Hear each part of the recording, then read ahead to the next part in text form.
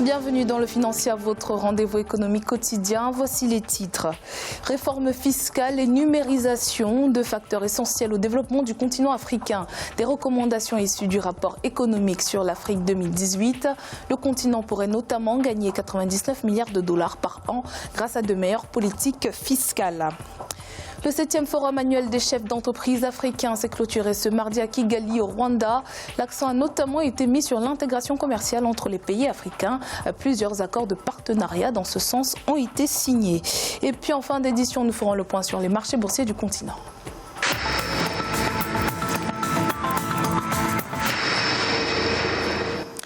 « 9 milliards de dollars, c'est le montant que l'Afrique pourrait gagner annuellement si elle adopte de meilleures politiques fiscales. Des efforts considérables ont été réalisés en ce sens, mais des difficultés subsistent. Il s'agit notamment de l'importance du secteur informel et de l'instabilité du prix des ressources naturelles. Les précisions d'Ange Nomignon. L'Afrique pourrait gagner 99 milliards de dollars par an si elle adopte de meilleures politiques fiscales. C'est ce qu'a annoncé la Commission économique des Nations Unies pour l'Afrique, qui ajoute que l'amélioration des politiques fiscales africaines pourrait faire croître le produit intérieur brut du continent de 4,6%. Ce n'est pas simplement l'argument fiscal qui va être un élément pour booster la croissance. Il faut que l'environnement des affaires, de manière générale, soit assaini. L'argument fiscal est un argument technique. Il peut effectivement avoir un effet d'attractivité, mais on ne peut pas miser le développement du continent sur l'argument fiscal à l'intérieur des économies. Les pays africains ont déployé des efforts considérables pour renforcer la mobilisation de leurs recettes intérieures en s'appuyant sur des politiques fiscales et sur une amélioration de l'administration de l'impôt, mais des difficultés subsistent. Parmi celles-ci, on peut citer l'importance du secteur informel qui représenterait, selon les estimations, 38% du produit intérieur brut de l'Afrique subsaharienne. La responsabilité, je pense, est partagée. Il y a d'un côté les opérateurs qui doivent comprendre aussi qu'on gagne à mettre en place un cadre de gestion pour son entreprise, qu'elle soit petite, qu'elle soit très petite. Mais pourquoi est-ce qu'on fuit les impôts? Il y a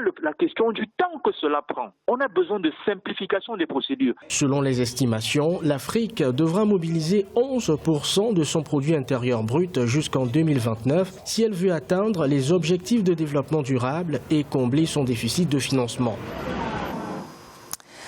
D'après la Banque africaine de développement, près de 12 millions de nouveaux emplois doivent être créés sur le continent chaque année pour contenir le chômage. Un objectif qui pourrait être réalisable selon le récent rapport sur le commerce en ligne publié par le cabinet Boston Consulting Group. Selon BCG, le commerce en ligne générera 3 millions d'emplois sur le continent africain d'ici 2025. 58% des nouveaux emplois créés devraient concerner les biens de consommation, 18% les services, tandis que 9% concerneront le secteur des voyages et de l'accueil. À noter que d'ici 2030, la population africaine en âge de travailler devrait passer à 1 milliard de personnes contre 705 millions en 2018.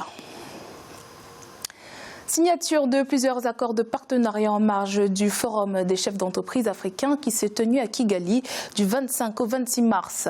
Le Togo a en l'occurrence lancé un fonds pour investir exclusivement dans des entreprises de nouvelles technologies pour relever ces défis sociaux et environnementaux.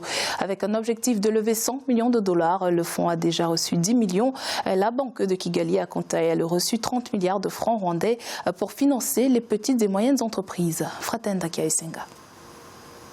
Plusieurs accords de partenariat et de financement ont été signés à marge de l'Africa CEO Forum qui s'est tenu à Kigali du 25 au 26 mars 2019. C'est le Togo qui a ouvert le bal. Le pays a lancé le premier fonds de financement des entreprises sociales qui utilisent les nouvelles technologies. Avec un objectif de lever 100 millions de dollars, le fonds a reçu pour un début 10 millions de dollars.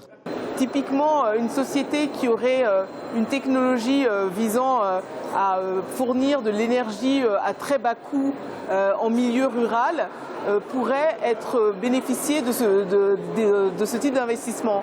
Un autre exemple, c'est que le fonds, et c'est ça qui constitue une innovation, c'est que le fonds va privilégier les entreprises qui vont développer la blockchain. Le Rwanda, par le biais de la Banque de Kigali, a reçu un prêt de 30 milliards de francs rwandais de la Banque européenne d'investissement, remboursable sur 7 ans à un taux réduit. Selon les responsables de la banque, cet argent sera utilisé pour financer les petites et moyennes entreprises au Rwanda. Comme le thème de ce forum est à propos de l'intégration régionale, cet accord va renforcer l'intégration du secteur privé rwandais dans la région. La plupart des entreprises qu'on finance ont également des affaires dans la région, que ce soit dans le secteur manufacturier ou celui du commerce. Donc, ce prêt va non seulement aider à booster leurs affaires, mais également permettre le rapprochement de nos populations. Depuis 2012, le Forum des chefs d'entreprise africains a pu rassembler plus de 3000 entreprises et 700 chefs d'entreprise pour discuter du climat des affaires sur le continent africain. 70 pays, dont 40 africains, ont pris part à cette grande rencontre internationale du secteur privé en Afrique. La Tunisie a contracté un prêt syndiqué de 356 millions d'euros auprès d'un groupe de 12 banques locales pour financer le budget de l'État. La convention relative à ce prêt a été signée ce mardi 26 mars entre le ministre des Finances Rida Chalgoum et les dirigeants des 12 banques concernées. Le prêt syndiqué, dont les taux d'intérêt varient entre 2,25 et 2,5% selon le mode de remboursement, sera remboursé sur 3 ans. Mardi 26 mars, la Banque centrale du Nigeria a procédé à l'abaissement de son taux directeur de 50 points de base à 13,5%. Objectif, tenter de stimuler la croissance économique du pays. Il s'agit de la première réduction du taux directeur depuis novembre 2015. Ce taux était maintenu à 14% depuis juillet 2016 pour soutenir le Naira et freiner l'inflation. Écoutons à ce propos le gouverneur de la Banque centrale nigériane, Godwin Emefiele. La réduction du taux directeur est destinée à signaler qu'il est nécessaire de changer de cap. Pour ce faire, nous devons commencer à examiner la masse monétaire et les liquidités pour stimuler la croissance. Il est à présent l'heure de faire le point sur les marchés boursiers du continent. En Afrique australe et océan Indien, la bourse de Maurice était en hausse de 0,14%. L'indice All Share de Johannesburg progressait de 0,49%. L'indice de Nairobi enregistrait une baisse de 1,07% et l'indice du Botswana progressait de 0,13%. En Afrique de l'Ouest et centrale, la BRVM d'Abidjan était en baisse de 0,10%. L'indice nigérian perdait 0,01% et la bourse du Ghana progressait de 0,55%. En Afrique du Nord, la bourse de Casablanca était en hausse de 0,43%. L'indice égyptien était en baisse de 0,23% et l'indice tunisien augmentait de 0,66%.